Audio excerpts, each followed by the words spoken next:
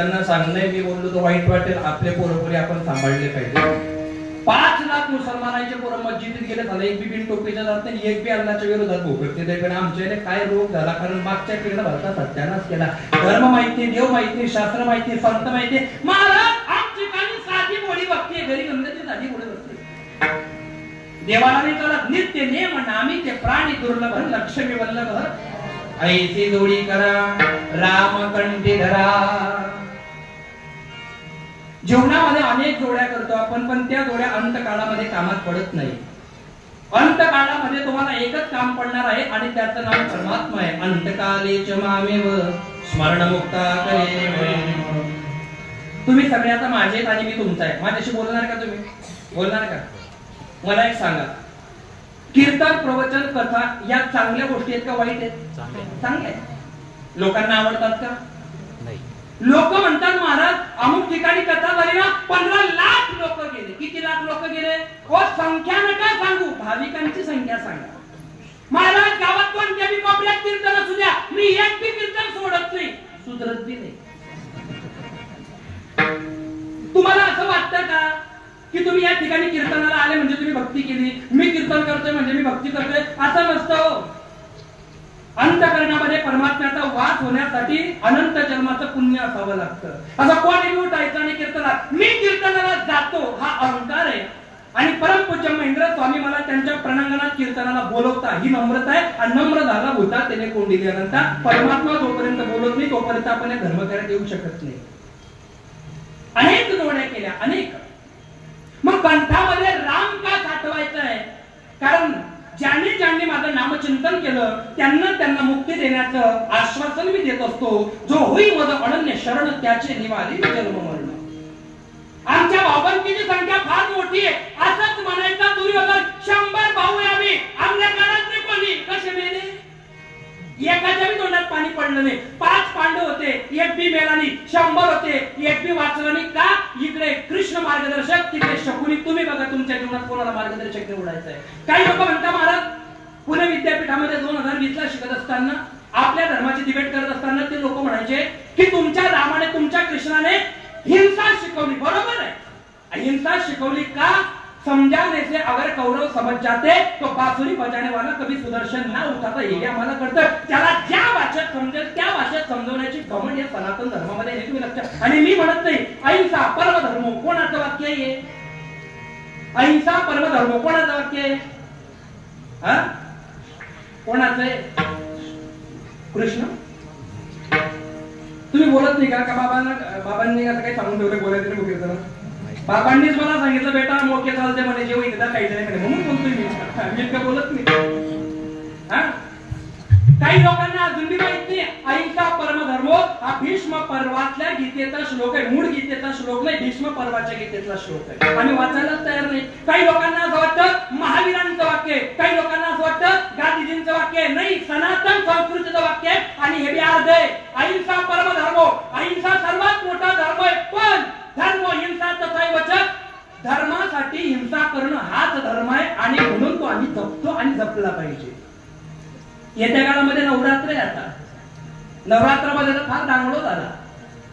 2020 ला जनगणना व्हायला पाहिजे होती, झाली नाही. झाली का जनगणना? नाही झाली.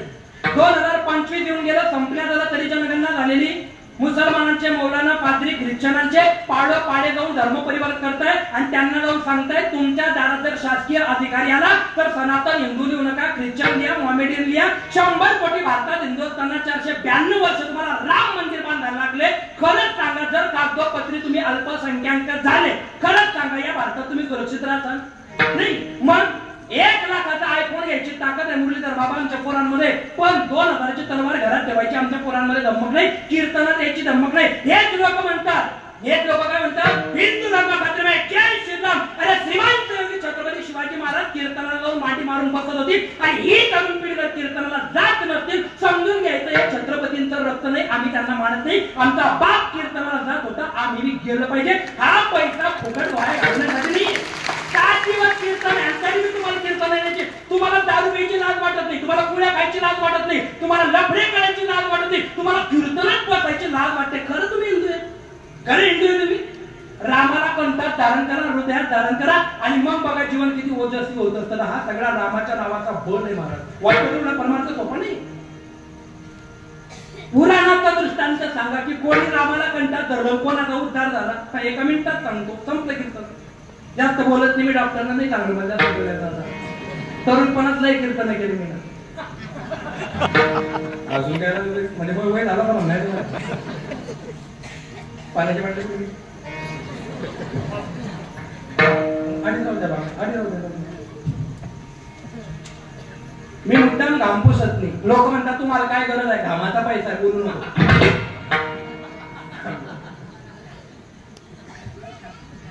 भिल्ल समाजामध्ये शबरी नावाची एक राजकुमारी जन्माला आली. लक्षातून आहे का?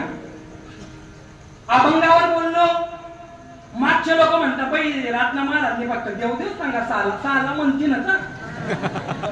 आणि अभंगावर जर नाही बोललो मग पुढचे म्हणतात हा रात्रीचे महाराज काही अभंगावर आले नाही का, तो अभंगावर वाटलं होता का माझा आले.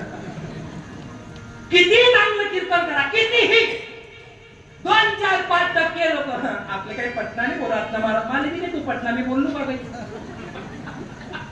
अरे बुक्का कोणत्या बोटाने लावायचा हे तुम्हाला समजत नाही. तुम्ही कीर्तन करायचा चुक्या काढणार करायचा आता. आणि तो मुक्का तो हार टाकणाऱ्याची परिस्थिती वेगळीच राहते. आणि त्याच्या घरचे 4 माणसं बाबा आमच्याकडे बघा फोटो काढा आणि टाइमले मला डोळ्याला बोट घालते ना काढते.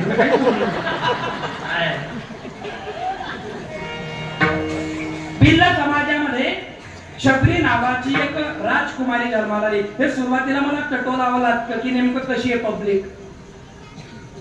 शबरी माता लहानची मोठी झाली, उपवर झाली. पूर्वीच्या काळी कमी वयामध्ये कन्यादान केल्या जात होतं. आता कन्या राहिला नाही, आता बायादान झालं. कन्या 18 वर्षापर्यंत. किती वर्षापर्यंत? हा. आता पुढे आता बेटी बिनी राहिले काही आमले म्हणतात तुमच्याकडे वैद्य का आमना जमतेम टाया पाठना तू बोलू. बाबांकडे डिपार्टमेंट आहे रे. बापाच्या शब्दाला मान आहे. ज्याला लगीन करणं होईल त्याने बाबांच्या फिरो. यांचं लग्न कोणी केलंय? दीपक वाचं लगेच हा जयद्रथ हा एक नंबर रातले सूर्याचा कारण वाटतो. शबरी माता उपवर झाली, लग्नासाठी योग्य झाली आणि तिच्यासाठी लग्नाचं स्थळ तिच्या वडिलांनी ठरवलं. पूर्वीच्या काळी मुलीचं लग्न बाप ठरवत होता आणि मुलगी हो म्हणत होती. ही संस्कृती होती या सनातन धर्माची. ऐती लोडी करा रामपंडी धरा. लग्नाच्या दुसऱ्या दिवशी आणि आदल्या रात्री शबरी मातेने बघितलं आणि 24 पशु बांधलेले. कोणते पशु त्याचा उल्लेख रामायणात नाही. पशु हा शब्द आहे वाल्मिकी रामायणामध्ये. 24 पशु बांधलेले. शबरी मातेला आश्चर्य झालं. शबरी मातेने विचारलं आई उद्या माझं लग्न आहे ना? म्हणे हो. मग हे ढोर? म्हणे बेटा हे तुझ्या लग्नासाठी येणाऱ्या वराडील लोकांसाठी पाहुणचार आहे. आई चुकतंय काहीतरी. काय चुकतंय? आपल्या लग्नात आनंद आहे ना? म्हणे हो. मग आपल्या आनंदासाठी दुसऱ्याचा जीव घेणे तुला पटतंय का? म्हणे नाही. मग तुझ्या पप्पांसोबत बोल. शबरी मातेने वडिलांना प्रार्थना केली बाबा माझ्या लग्नामध्ये बोकड नाही कापले तर चालणार नाही का? परंपरा आहे की आपली मला माहिती आहे. पण एखादी चुकीची परंपरा असेल तर ती बदलली पाहिजे ना बाबा. शानपणा करायचा नाही. माटामाटात लग्न लावायचंय म्हणजे तुम्ही ऐकणार नाही का? नाही. खरं नाही. नावडे जनधन माता पिता थोडं बांधलं. शबरी माता रात्रीच निघून गेली. पडून नाही गेली. निघून गेली शब्द वेगळा आहे. निघून गेली शबरी माता. कुठं गेली? चांगले चांगले महात्मे सांगता मातंग ऋषीच्या आश्रमात गेली. नाही आश्रमात नाही गेली. आश्रमाच्या बाहेर आहे. आता सामाजिक न्याय व्यवस्था इतकी आहे तर त्या काळात बाईला अर्थ आणि त्या मातंग ऋषीच्या संन्यासाच्या मठात नाही. बाहेर उभी आहे शबरी माता. कोणाचा तरी आसरा असावा म्हणून. एक दिवस मातंग ऋषींचं लक्ष गेलं शबरी मातेकडे. बाहेर आले. कोण आहे बेटा तू? मी. मला शबरी म्हणता बाबा. इकडे कस काय आले बाळा जंगलात? सगळं घडलेला इतिहास सांगितला.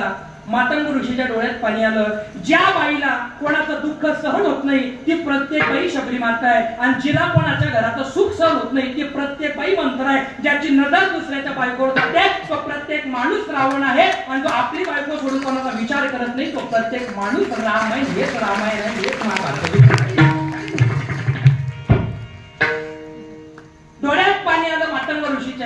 बोलली.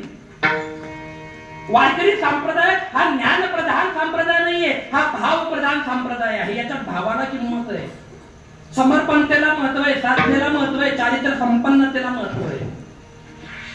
डोक्यावर हात ठेवला बेटा, जे मला भेटलं नाही ते तुला भेटेल. तुला राम भेटायला येतील. काय भेटायला येतील? मग राम भेटण्यासाठी मी काय करू? कीर्तन करू का? नाही. कथा करू का? नाही. पंढरपूरला जाऊ का? नाही. काय कर? नामचिंतन. काय कर? आजपासून तुझ्या कंठाचा जोडीदार राम आहे. कोण आहे? ऐसी जोडी करा. कोणती जोडी? राम कंठी धरा. कंठात का धारण करा? कारण मानवाच्या कंठामध्ये माता सरस्वती बरोबर भोलेनाथांचाही उगम असतो. आणि मग इथं धड तुटायला. आणि मग शबरी मातेने चालू केलं, हरे राम हरे राम राम राम हरे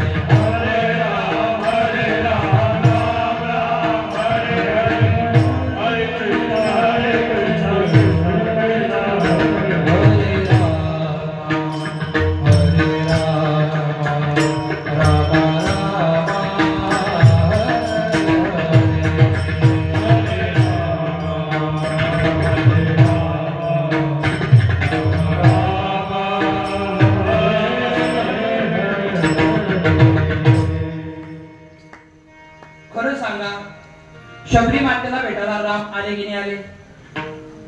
ऐकताय का तुम्ही? 15 पडले ना कांदे माताला खुश व्हा. राम भेटायला आले का नाही? मग शबरी मातेला राम भेटायला आले. कशाच्या बळावर? नामचिंतन. कशाच्या बळावर? नामचिंतनाच्या बळावर. शबरी मातेला माहित नाही राम कोण आहे, येणारे नाही येणारे, पण संतांच्या शब्दांवर विश्वास ठेवून जर नामचिंतन केलं, डायरेक्ट केलं असतं तर राम आले असते याची गॅरंटी. मग देवाच्या आणि जीवाच्या मध्ये संत असतात. तुमच्या पत्रात ते महेंद्र स्वामी रूपाने तुम्हाला भेटले, तुम्ही भाग्यवान लोक आहे. पण त्याची जाणीव झाली तर योग्य, नाही तर मग जन्म गेला वाया.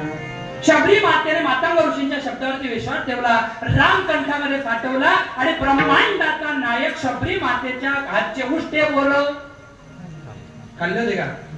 उष्टे बोल तुमच्या घरचे कधी गुलाबजामुन तरी पाहिले देवानं? नाही पाहिले. आणि शबरी मातेचे काय खाल्ले? उष्टे. मग देव बोर पाहतो का भाव पाहतो? आपण काय खातो? एक नंबर बोलल्याचा. म्हणून जोपर्यंत तुम्ही देवाचं नामचिंतन कंठामध्ये संतांच्या मार्गदर्शनात धरत नाही, तोपर्यंत तुमचा जन्म सफल होऊ शकत नाही. आणि हे शबरी मातेने केलं आणि त्यांना जी फलश्रुती प्राप्त झाली ती तुम्हाला व्हावी म्हणून हा मार्ग दाखवला अभंगाच्या प्रथम.